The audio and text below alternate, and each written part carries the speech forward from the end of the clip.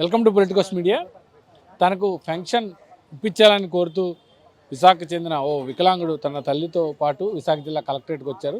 So ప్రస్తుతం మనతో ఉన్నారు. వీళ్ళంతా కూడా కలెక్టర్ను కలిసేందుకు వచ్చి ఇక్కడ ఉన్నారు. చెప్పడమ్మా, ఏంటి సమస్య మీ అబ్బాయికి? బాబుకి ఎగలండి, నల్లేడు, కూర్చోలేడు, పెన్షన్ రావట్లేదు, చాలా ఇబ్బంది పడిపోతున్నాను. పిల్లల్ని ఎత్తుకోలేకపోతున్నాను. పెన్షన్ రాని ఇంట్లో ఇది అస్సలు లేదు. తండ్రి చూస్తే పెరల్స్ వచ్చింది. వ్యాపారం అది లేదు. నా చేతిలో పిల్లడికి వచ్చి పెట్టుకోవడానికి కూడా రూపాయి లేదు. నాకు పెన్షన్ వస్తుందని సదాదేవుని చాలా కష్టపడుతున్నాను. అంతలక్క తిరుగుతున్నాను. మీకు ఏదో న్యాయం చేస్తారని నేను ఎదురు చూస్తున్నాను. ఎప్పటి నుంచి ఉంది ఈ అబ్బాయికి సమస్య? చిన్నప్పటి నుంచి ఉన్నది. మరి చిన్నప్పటి నుంచి ఉంటే ఎందుకు పెన్షన్ రావడం లేదు? గతంలో వచ్చేదా? గతంలో వచ్చేదండి, ఇచ్చి జగన్ వచ్చిన తర్వాత ఆఫీసర్ రాలేదు. ఎందుకంటే మరి అందరిలాగా ఆఫీసర్ అంటే ఇక్కడ ఆఫీసర్ అంతే.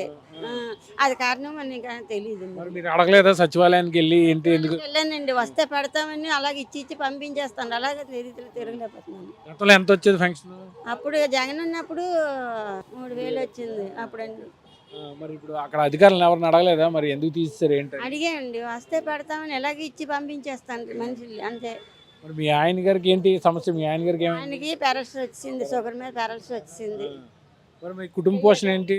కుటుంబ పోషణ ఏంటి లేదు, అదే కదా అంత బాధపడిపోతున్నాను. అంటే ఆయన చేయమని చెప్తున్నాను. అంటే మీ భర్త మంచాన పడ్డారు, మీ అబ్బాయి కూడా చక్రాల కుర్చీకి.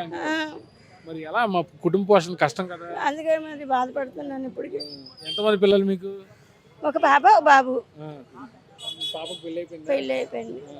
ఎక్కడ ఉంటారు మీరు? సొంత ఇంట్లో? అద్దెలు కాదనండి, చిన్న సొంత ఇల్లు ఉంది, అది దాంట్లో ఉంటున్నాం అంతే. దానికట్టి సో మరి ఇన్నేళ్ళుగా అధికారుల చుట్టూ తిరిగారు, ఇవాళ కలెక్టరేట్కి వచ్చారు, ఎవరిని కలిసారు? మేడం గారిని కలిశాను. 2 నెలలు పోతే పెడతాము అని అంటున్నారు. ఇదే ఇచ్చి దీంతో 3వ సారి పెట్టాను.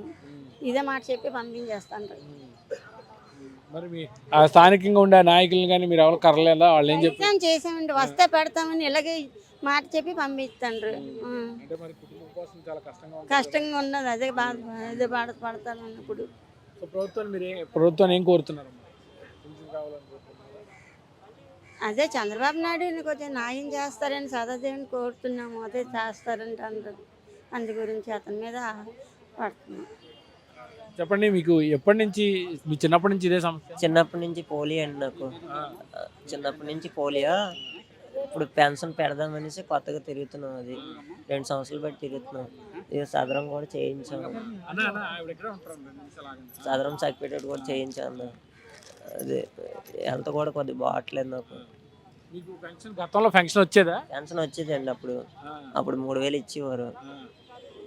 అప్పుడు మరి జగన్ తర్వాత వచ్చిన తర్వాత ఆఫీసర్ తర్వాత ఇప్పుడు మళ్ళీ కొత్తగా పెట్టుకుంటున్నా. తిరుగుతుంటే ఇంక 2 నెలలు పడుతుంది, 2 నెలలు పడుతుంది అని చెప్తున్నారు. ఇప్పటికి మరి ఇంకెప్పుడు పడుతుందో తెలియదు. అది మరి మీ చుట్టూ ఉన్న నాయకులు కానీ అధికారులను కానీ ఆఫీసులకు వెళ్ళారా? అన్నీ వెళ్ళామండి, అన్నీ వెళ్ళాం. వెలపూడి గారి దగ్గరికి వెళ్ళాం. వస్తే పెడతామని అంటున్నారు. ఓపెన్ అయితే అంటున్నారు, వస్తే పెడతామని అంటున్నారు. వాళ్ళు గతంలో ఫంక్షన్ ఎంత వచ్చేది? 3000 వచ్చేదండి అప్పుడు. 3000 వచ్చేది అప్పుడు. కొంచెం అప్పుడు మీ నాన్నగారి పరిస్థితి బాగానే ఉండేది? అప్పుడు బాగానే ఉండేదండి. తర్వాత పెరాసిల్ వచ్చింది అతనికి, స్ట్రోక్ వచ్చి పెరాసిల్ వచ్చింది అతనికి. అప్పటి నుంచి ఇప్పుడు వరకు 3 సార్లు వచ్చింది పెరాసిల్. మరి ఇప్పుడు కుటుంబం అంటే చాలా కష్టంగా ఉంది. చాలా కష్టంగా ఉందండి. అదే మెడికల్ టెస్ట్లో ఎంత వచ్చింది పర్సెంటేజ్ మీకు? 81 వచ్చిందండి. 81 వచ్చింది. ఇప్పుడు రావట్లేదు. ఇప్పుడు వెళ్తే ఇప్పుడు ఇది చెప్పారు, 2 నెలల్లో పెడతాము అని అంటున్నారు. ఓపెన్ అయితే అప్పుడు పెడతారు అని అంటున్నారు. కాగితాలన్నీ తీసుకున్నారు, కొత్త కాగితాలన్నీ.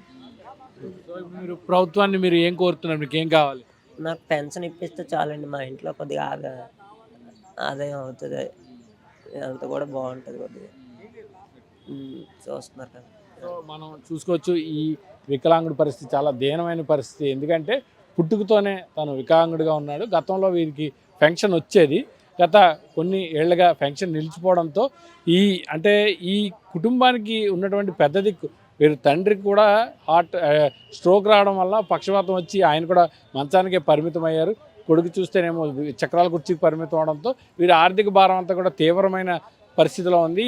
వీళ్ళిద్దరూ ఇలాంటి పరిస్థితులు ఉన్నప్పటికీ తాను వీళ్ళనే చూసుకోవాలా, బయటికి వెళ్ళి పని చేయాలనే డైలమాలో జీవితం గడుపుతున్నానని, తనకి ఎటువంటి ఆదాయం లేదని ఈవిడ ఆవేదన వ్యక్తం చేస్తున్నారు. ప్రభుత్వ అధికారులు స్పందించి తక్షణమే తనకు పెన్షన్ సదుపాయం కల్పిస్తే తమను కొంతైనా ఆదుకోవడానికి అవకాశం ఉంటుందని వీరంతా కూడా కోరుతున్నారు. ఈ అధికారులు స్పందించి తక్షణమే ఈ పెన్షన్కి సంబంధించిన లాగిన్ ఓపెన్ చేసినట్లయితే వీరు అప్లై చేసుకుని, ఎందుకంటే తనకి మెడికల్ పరీక్షలకు సంబంధించి చెక్ చేసుకున్నప్పుడు 84% ఉందని బాధితుడు చెప్తున్నాడు. సో తక్షణమే ఇటువంటి పేదవారికి పెన్షన్ సదుపాయం కల్పించి ప్రభుత్వం ఆదుకోవాల్సిన అవసరం ఎంతైనా ఉంది. కెమెరామెన్ ముఖేష్తో కిరణ్, పొలిటికోస్, విశాఖ నుంచి. Please subscribe to the channel and download the Politicos app from the links in the description.